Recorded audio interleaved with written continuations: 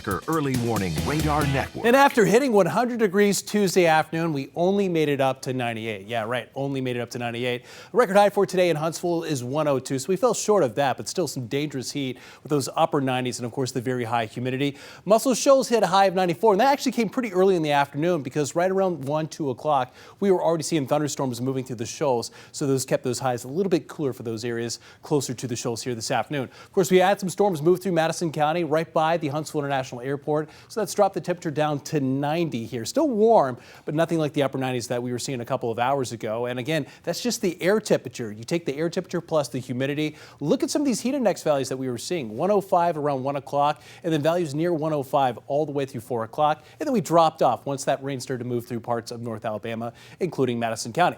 So here's what we're tracking right now on the Way 31 Storm Tracker Early Warning Radar Network. We've got this line that starts in Jackson County. You'll notice kind of sags right over top of the Tennessee River through parts of Marshall and Morgan County, and now starting to drop pretty far south of Franklin County and Lawrence County. And this has slowly been dropping south over the last 4 to 5 hours from out of Tennessee. At one point, this was the strongest part of that line as it moved through the shoals, dropping a tremendous amount of rain and even quite a bit of cloud-to-ground lightning. We're still seeing some strong storms near Red Bay right now. Again, these are dropping to the south-southwest at about 20 to 25 miles per hour.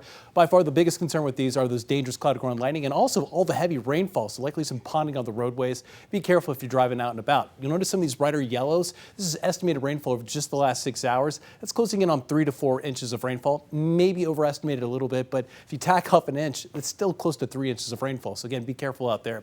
Then as we get closer to parts of Madison County and Jackson County, we're really starting to see this line intensifying. So it's still putting out quite a bit of heavy rainfall and cloud-to-ground lightning.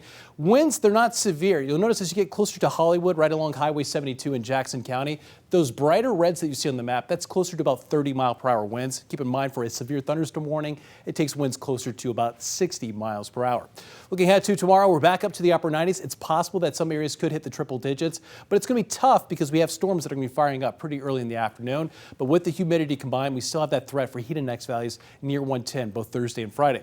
So here's a look at future radar. A few storms still off to the north around 9 o'clock this evening, but they dissipate before moving into North Alabama. And then by tomorrow, watch this, by 1 o'clock in the afternoon, we're already seeing widespread scattered thunderstorms. So that would keep the highs down. So we'll be interested to see how quickly these start tomorrow. And then you'll notice continue to drift through the area all the way into your Thursday evening. Friday, we go through the process again. Again, storms developing pretty quickly in the afternoon hours.